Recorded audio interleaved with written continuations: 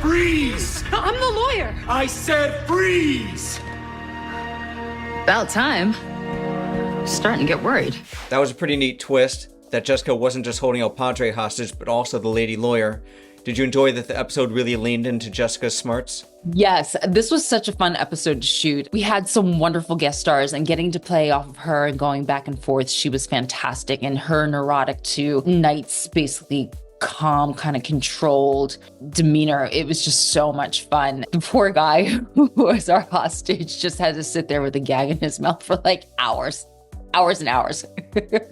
Very good sport about the whole thing. So what do you want? Toward the end of the episode, Parker asked Jessica, what is it that you want, that React wasn't quite the right fit.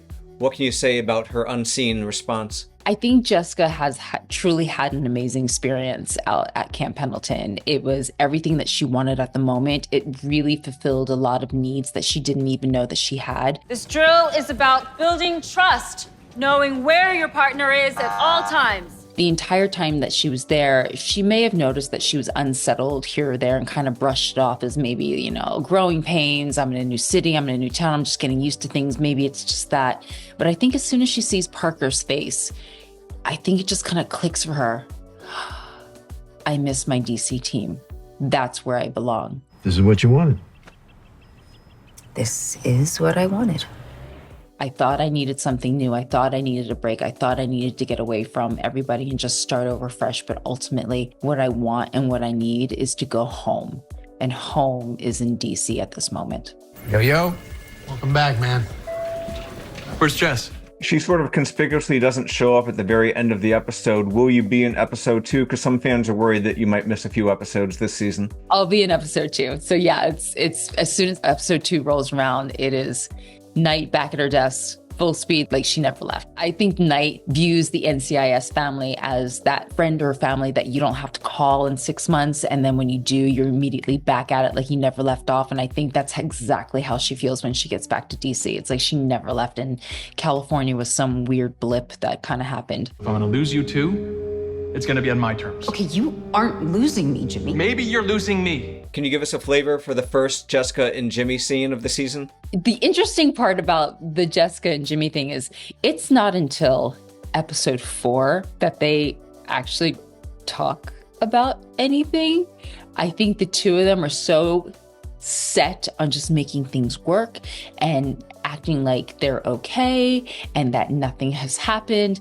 But all of a sudden in episode 4, they are caught in a situation where they are by themselves alone and they cannot leave. And all of a sudden they're going, well, I guess we kind of have to have a talk now. And it's awkward and funny and heartbreaking and wonderful at the same time. I was wondering, is there almost the question for them of, do we get together for Victoria or for ourselves? It's Victoria.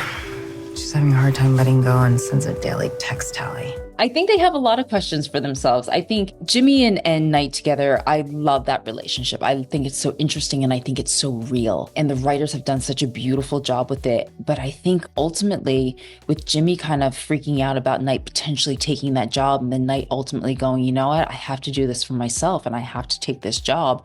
It brought up a lot of deep-seated issues that the two of them either didn't know they had or maybe had a sense that this was something that was probably going to drive them apart at some point. But the abandonment issues, the fear of loss issues, they both have gone through with as many people as they've lost in their lives. On a much lighter note, showrunner Steve Binder told me that there's a miscongeniality type episode coming up for Jessica. Do we?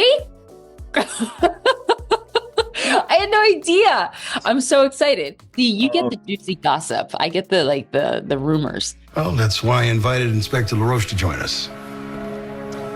Or, should I say, newly appointed NCIS Deputy Director LaRoche. Is Inspector General LaRoche, played by Castle's Seamus Deaver, is he going to be kind of a bad penny who pops up throughout the season?